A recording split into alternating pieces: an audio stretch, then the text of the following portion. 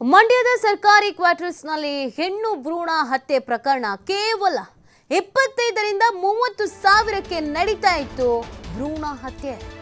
ಈ ಒಂದು ಪ್ರಕರಣ ರಾಜ್ಯದಾದ್ಯಂತ ಸಾಕಷ್ಟು ಸುದ್ದಿಯನ್ನ ಮಾಡಿದ್ದಲ್ಲದೆ ಆಘಾತಕ್ಕೂ ಕಾರಣವಾಗುವಂತೆ ಮಾಡಿತು. ನೋಡಿ, ಭ್ರೂಣ ಹತ್ಯೆ ವೇಳೆ ಏನೆಲ್ಲ ಮಾಡ್ತಾ ಇದ್ರು ಈ ಪಾಪಿಗಳು ಅನ್ನೋದನ್ನ ತನಿಖೆ ವೇಳೆ ಹೇಳಿದ್ದಾರೆ. ವಿಚಾರಣೆ ವೇಳೆ ಕರಾಳ ದಂಧೆಯ ಬಗ್ಗೆ ಬಾಯ್ಬಿಟ್ಟಿದ್ದಾರೆ ಬಂಧಿತ ನರ್ಸ್. ಸ್ಕ್ಯಾನಿಂಗ್ ಸೆಂಟರ್ಗಳಿಗೆ ಬರುವ ಗರ್ಭಿಣಿಯರೇ ಈ ಕಿಡಿಗೇಡಿಗಳ ಪ್ರಮುಖ ಟಾರ್ಗೆಟ್ ಆಗಿರ್ತಿದ್ರು. 2ನೇ ಮಗುವಿನ ಸ್ಕ್ಯಾನಿಂಗ್ಗೆ ಬಂದಿದ್ದಾರೆ ಅಂತ ಗೊತ್ತಾಗಿದ ತಕ್ಷಣ ಗಾಳ ಹಾಕ್ತಾ ಇದ್ರು. ಹೆಣ್ಣು ಮಗು ಬಗ್ಗೆ ನಿರಾಸಕ್ತಿ ತೋರಿಸಿದ್ರೆ ಭ್ರೂಣಲಿಂಗ ಪರೀಕ್ಷೆಯ ಬಗ್ಗೆ ಮಾಹಿತಿಯನ್ನ ನೀಡ್ತಾ ಇದ್ರು. ಒಂದ್ ವೇಳೆ ಒಪ್ಕೊಂಡ್ರೆ ಒಂಟಿ ಮನೆಯಲ್ಲಿ ಸ್ಕ್ಯಾನಿಂಗ್ ಮಾಡಿಸ್ತಾ ಇದ್ರು. ಹೆಣ್ಣು ಭ್ರೂಣ ಅಂತ ಖಚಿತವಾದ್ರೆ ಪಾಂಡವಪುರಕ್ಕೆ ಗರ್ಭಿಣಿಯನ್ನ ಶಿಫ್ಟ್ ಮಾಡ್ತಾ ಇದ್ರು. ಆನಂತರ ಸರ್ಕಾರಿ ಹೆಲ್ತ್ ಕ್ವಾರ್ಟರ್ಸ್ ನಲ್ಲಿ ಅಬಾರ್ಷನ್ ಅನ್ನ ಮಾಡ್ತಾ ಇದ್ರು. ಕೇವಲ 2 ತಿಂಗಳಲ್ಲಿ 15ಕ್ಕೂ ಹೆಚ್ಚು ಹೆಣ್ಣು ಭ್ರೂಣ ಹತ್ಯೆಯನ್ನ ಮಾಡಲಾಗಿದೆ. ಈ ಪ್ರಕರಣ ಸಂಬಂಧ ಇದುವರೆಗೆ ಪೊಲೀಸರಿಂದ 9 ಮಂದಿಯನ್ನ ಬಂಧಿಸಲಾಗಿದೆ. ತನಿಖೆ ವೇಳೆ ಈ ಪಾಪಿಗಳು ಎಲ್ಲವನ್ನೂ ಬಾಯ್ಬಿಟ್ಟಿದ್ದಾರೆ. ಇವ್ರು ಹೆಂಗ್ ಸ್ಕೆಚ್ ಹಾಕ್ತಿದ್ರು, ಏನೇನು ಮಾಡ್ತಿದ್ರು, ಯಾರಿಗೆ ಗಾಳ ಹಾಕ್ತಾ ಇದ್ರು, ಎಲ್ಲವನ್ನು. ದುರಂತ ಏನು ಅಂತ ಅಂದ್ರೆ ಇವರು ಈ ಅಬಾರ್ಷನ್ ಅನ್ನ ಮಾಡೋದಕ್ಕೆ ಸರ್ಕಾರಿ ಹೆಲ್ತ್ ಕ್ವಾರ್ಟರ್ಸ್ ಅನ್ನ ಬಳಸ್ಕೊಳ್ತಾ ಇದ್ದಿದ್ದು. ಎಲ್ಲ ಅಧಿಕಾರಿಗಳಿಗೂ ಗೊತ್ತಿದ್ರು ಎಲ್ಲ ಕಣ್ಣ ಮುಚ್ಚಾಲೆ ಆಡಿದ್ದಾರೆ. ಇದಕ್ಕೂ ನನಗೂ ಸಂಬಂಧ ಇಲ್ಲ ಅಂತ ಹೇಳ್ಕೊಂಡು ಆರಾಮಾಗಿ ಅವ್ರವ್ರ ಪಾಲಿನ ಕಮಿಷನ್ಸ್ ಏನಿತ್ತು ಅದನ್ನ ತೆಗೆದುಕೊಂಡು ಚೆನ್ನಾಗೇ ಇದ್ದಾರೆ.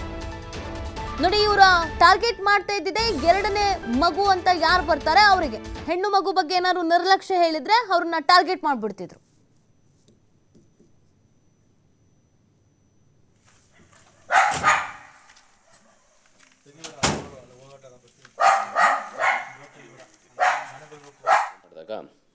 ಇನ್ನೂ ಒಂದು 5 ಆರೋಪಿಗಳು ಇದರಲ್ಲಿ ಭಾಗಿಯಾಗಿರೋದು ನಮಗೆ ಗೊತ್ತಾಗುತ್ತೆ. ಅದು ಮುಖ್ಯವಾಗಿ ಕೇರ್ಪೇಟೆಯ ಒಬ್ಬ ಮಹಿಳೆ.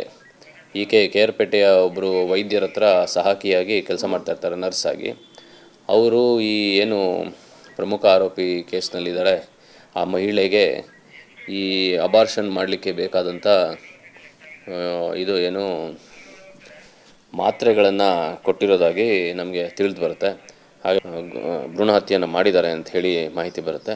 ಈ ಹಂತದ ತನಿಖೆಯಲ್ಲಿ ತಿಳಿದು ಬಂದಿರೋದಂದರೆ, ಯಾರಾದರೂ ಈಗ ಮೊದಲನೇ ಹೆಣ್ಣು ಅಥವಾ 2ನೇದು ಗಂಡು ಬೇಕು ಅಂತಿದ್ರೆ ಅಥವಾ 2 ಹೆಣ್ಣು ಮಕ್ಕಳು ಆಗಿಬಿಟ್ಟಿದ್ದರೆ ಈ ಆಸ್ಪತ್ರೆಗೆ ಸ್ಕ್ಯಾನ್ ಮಾಡಲಿಕ್ಕೆ ಬಂದಾಗ ಅವರನ್ನು ಮಾತಾಡಿಸ್ಬಿಟ್ಟು ಈ ಥರ ಇದೆ, ನಿಮ್ಗೇನಾದ್ರು ಇಷ್ಟ ಇದ್ದರೆ ನೀವು ಸ್ಕ್ಯಾನ್ ಮಾಡಿಸ್ಕೊಳ್ಳೋದಾದರೆ ಇಂಥವ್ರ ಹತ್ರ ಹೋಗಿ ಅಂತ ಜಸ್ಟ್ ನಂಬರ್ ಎಕ್ಸ್ಚೇಂಜ್ ಮಾಡ್ತಿದ್ರು. ಅವ್ರು ಫೋನ್ ಮಾಡಿದಾಗ ಯಾರು ನಮಗೆ ಈ ಪ್ರಕರಣದಲ್ಲಿ ಇನ್ನೂ 2 ಆರೋಪಿಗಳು, ಬಹಳ ಪ್ರಮುಖವಾದ ಆರೋಪಿಗಳು ಅವರು ಸ್ಕ್ಯಾನ್ ಮಾಡ್ತಿದ್ರು ಅಂತ ಹೇಳಿ ನಮಗೆ ಮಾಹಿತಿ ಈಗಾಗಲೇ ಅರೆಸ್ಟ್ ಆಗಿರೋರಿಂದ ನಮಗೆ ಬಂದಿರೋವಂಥದ್ದು. ಅವರುಗಳನ್ನು ಕಾಂಟ್ಯಾಕ್ಟ್ ಮಾಡಿ ಅವರು ಒಂದು ಸ್ಥಳನ ನಿಗದಿಪಡ್ತಿದ್ರು. ಇಂಥ ಕಡೆ ಬಂದು ಇಷ್ಟು ಗಂಟೆಗೆ ನಿಂತ್ಕೊಳ್ಳಿ ಅಂತ ಹೇಳಿದ್ರೆ ಅವ್ರು ಬಂದು ನಿಂತ್ಕೋಬೇಕಿತ್ತು. ನಿಂತ್ಕೊಂಡಾಗ ಅವರೇ ಒಂದು ಖಾಸಗಿ ವಾಹನದಲ್ಲಿ ಬಂದು ಅವ್ರನ್ನೆಲ್ಲ ಕರ್ಕೊಂಡೋಗಿ ಯಾವುದೋ ಒಂದು ಜಾಗದಲ್ಲಿ, ಅದು ಯಾರಿಗೂ ಗೊತ್ತಿರ್ತಿರ್ಲಿಲ್ಲ ಇಂಥ ಜಾಗ ಅಂತ ಯಾವುದೋ ಒಂದು ಜಾಗದಲ್ಲಿ ಒಂದು ಅರ್ಧ ಗಂಟೆಯಲ್ಲಿ 15 ನಿಮಿಷದಲ್ಲಿ ಸ್ಕ್ಯಾನಿಂಗ್ ಮುಗಿಸಿ ವಾಪಸ್ ತೊಗೊಂಬಂದು ಜಾಗಕ್ಕೆ ಬಿಟ್ಟು ಹೋಗೋರು. ಸೊ ಹಾಗಾಗಿ ಆ 2 ಯಾರು ಇದರಲ್ಲಿ ಪ್ರಮುಖವಾದ ಆರೋಪಿಗಳಿದ್ದಾರೆ ಸ್ಕ್ಯಾನ್ ಮಾಡ್ತಿರೋ ಅಂಥೇಳಿ ಅವ್ರನ್ನ ನಾವು ಹುಡುಕ್ತಾ ಇದ್ದೀವಿ. ತಲೆಮರೆಸ್ಕೊಂಡಿದ್ದಾರೆ. ಆದಷ್ಟು ಬೇಗ ಅವ್ರನ್ನೂ ಅರೆಸ್ಟ್ ಮಾಡೋದು ಬಾಕಿ ಇದೆ.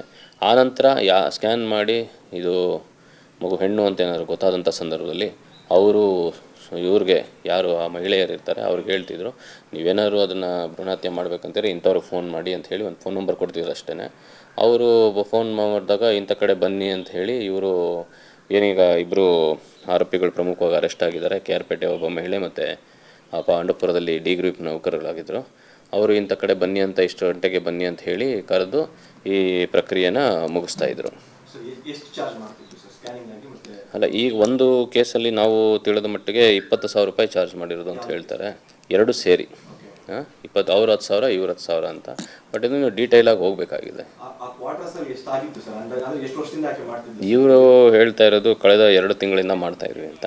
ಅಲ್ಲಿ ನಮಗೆ ಎಲ್ಲ ಲೈವ್ ರೈಡ್ ಆಗಿದ್ದರಿಂದ ಎಲ್ಲ ಎವಿಡೆನ್ಸ್ಗಳು ಚೆನ್ನಾಗಿ ಸಿಕ್ಕಿದೆ. ಹಾಗಾಗಿ ಇನ್ನೂ ಕೂಡ ತನಿಖೆ ಮುಂದುವರಿಸಿ ಮತ್ತು ನಾವು ಟೆಕ್ನಿಕಲ್ ಅನಾಲಿಸಿಸ್ ಎಲ್ಲ ಮಾಡಿ ಬೇರೆ ಯಾರ್ಯಾರಿಗೆ ಈ ಥರ ಮಾಡಿದ್ದಾರೆ